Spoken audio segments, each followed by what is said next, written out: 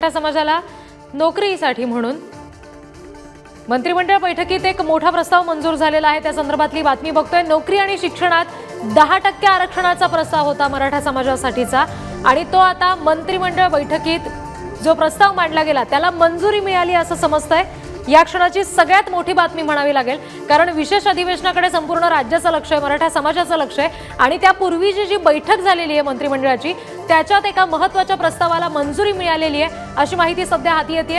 आताची सगळ्यात मोठी बातमी आपण पुढारी न्यूजवर बघतोय, ती म्हणजे मंत्रिमंडळ बैठकीमध्ये एक मोठा प्रस्ताव मंजूर झालेला आहे। मराठा समाजाला नोकरी आणि शिक्षणामध्ये 10% आरक्षण देण्याचा हा प्रस्ताव आहे, ज्याला मंजुरी मिळालेली आहे।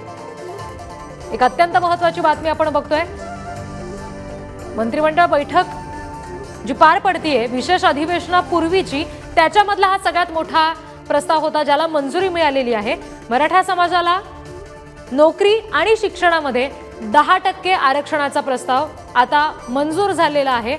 मंत्रिमंडळ बैठकीमध्ये साधक बाधक चर्चा या मुद्द्यावर झाली आणि त्याच्यानंतर ही मंजुरी मिळाली असं समजतंय। प्रतिनिधी पंकज दळवी यांच्याकडून या संदर्भातले अपडेट्स आपण घेऊयात। पंकज, काय या संदर्भातले पुढचे नवीन तपशील आहेत?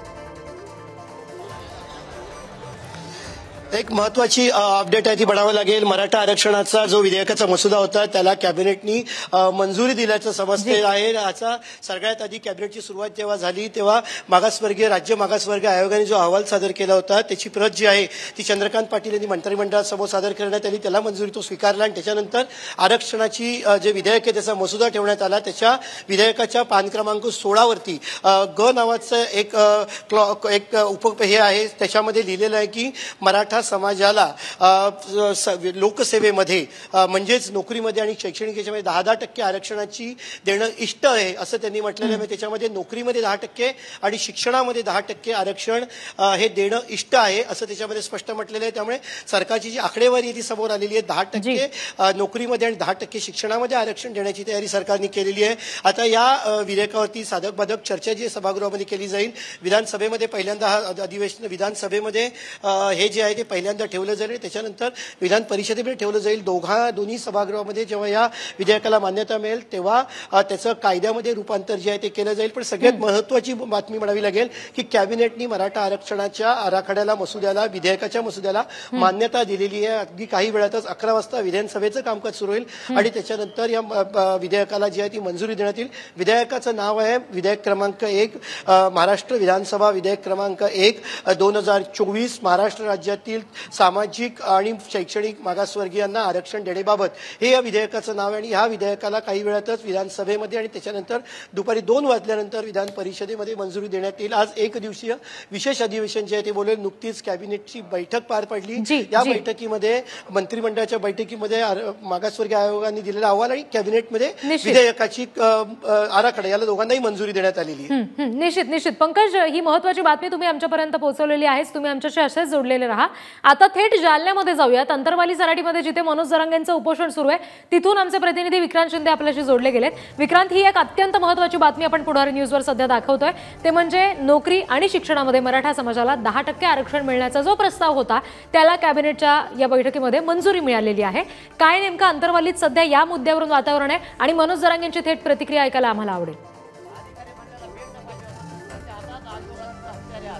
रिद्धी, खरं तर या विषयावर बोलायचं झालं तर मनोज जरांगे पाटील यांनी या आधीच या विषयावर प्रतिक्रिया दिलेली आहे। काल जी माहिती हाती आली होती की 12% आरक्षण मिळणार, त्यावर बोलताना मनोज जरांगे पाटील यांनी असं म्हटलं होतं की जरी हे आरक्षण मिळालं त्याचं स्वागत असेल, मात्र तसं असलं तरी सुद्धा आमची जी मूळ मागणी आहे ओबीसी मधून आरक्षणाची त्या मागणीवर आम्ही ठाम आहोत। त्याच्यामुळे आता 12 नाही 10% आरक्षणाला जर राज्य मंत्रिमंडळाच्या बैठकीमध्ये मान्यता मिळाली असेल तर त्याचं मनोज जरांगे पाटील आणि अंतरवाली सराटीमधले जे मराठा आंदोलक आहेत ते स्वागतच करतील। मात्र ओबीसी मधून आरक्षणाची जी मागणी आहे, सगळे सोयरे या शब्दाची अंमलबजावणी करण्यासंदर्भातली त्यांची जी मागणी आहे त्या मागणीवर मात्र मनोज जरांगे पाटील अजूनही ठामच असतील आणि त्यांची जी प्रतिक्रिया आहे ती सुद्धा याच संदर्भातली आहे। त्यांनी या आधी सुद्धा तशी प्रतिक्रिया आपल्याला दिलेली आहे। रिद्धी, निश्चित एकंदरीत विक्रांत, आता या सगळ्या पार्श्वभूमीवर मनोज जरांगेंचे समर्थक जे अंतरवालीमध्ये आहेत तुमच्या आजूबाजूला असतील तर त्यांच्याशी आपल्याला बोलता येईल का? त्यांच्याकडून प्रतिक्रिया घेता येतील का या मुद्द्यावरून?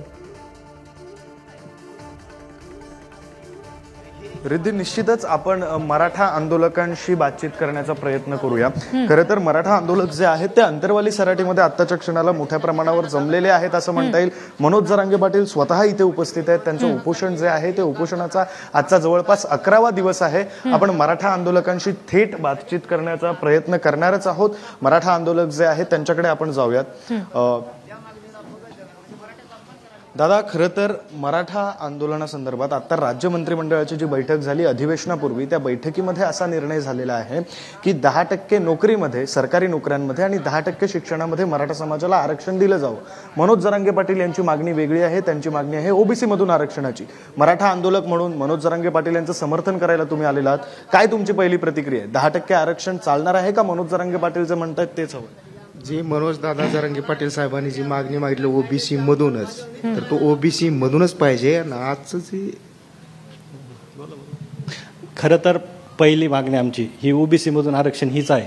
आता तुम्ही 10% काढून ही पळवाट काढताय. आम्हाला 10% जसे दादा म्हणतात तसे 10% आरक्षण तर हवंच आहे आम्हाला.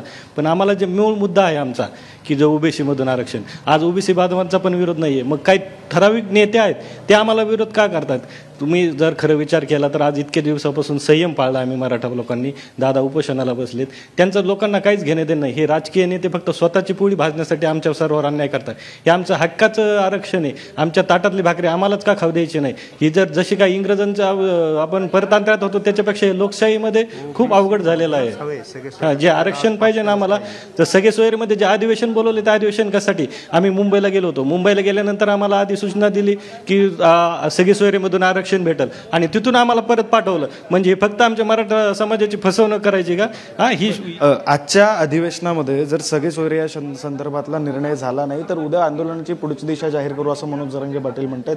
ते जे दिशा सांगतील, जो मार्ग दाखवतील त्या दिशेने आंदोलन जाण्याला तुमचं समर्थन आहे? समर्थन असणारच ना. त्यांनी फक्त शब्द द्यावा. त्यांनी जे शब्द द्यावा ते आम्ही सर्व, आम्हीच नाही हे टोटल महाराष्ट्रातले मराठा जे आहेत 7 कोटी जे मराठा आहेत हे सर्व आंदोलनाला समर्थन आहे. फक्त दादाने आम्हाला शब्द द्यावा.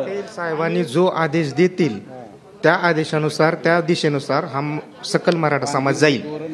त्यांनी सरकारमधल्या मुठभर लोकांनी आपली मनमानी करून जे टिकणार नाहीये ते वरचं आरक्षण आम्हाला नको आहे. आमची मागणीच नव्हती मुळात. ओबीसी मधूनच हवे आणि सगळ्या सोयऱ्याचाच कायदा आम्हाला पाहिजे. आणि तो मराठा आतापर्यंत शांत आहे. तो फक्त आणि फक्त मनोज दादा जरांगे पाटलांमुळे शांत आहे. खरा मराठा काय आहे जर या सरकारला बघायचं असेल त्यांना उद्यापासून ह्या महाराष्ट्रातला खरा मराठा बघायला भेटणार आहे. आमचा संयमाचा अंत संपला आता. म्हणजे आता मराठा शांत बसणार नाही. ते समोर जे बसलं आहे जरांगे पाटील, ते आमचा देव आहे ते, आणि ते आमच्या भविष्यासाठी लढायला लागलेत. ते मराठाला शांत बसवलं फक्त जरांगे पाटलांनी. आता उद्यापासून सरकारला आणि अख्ख्या महाराष्ट्राला पण दिसेल मराठा काय आहे ते.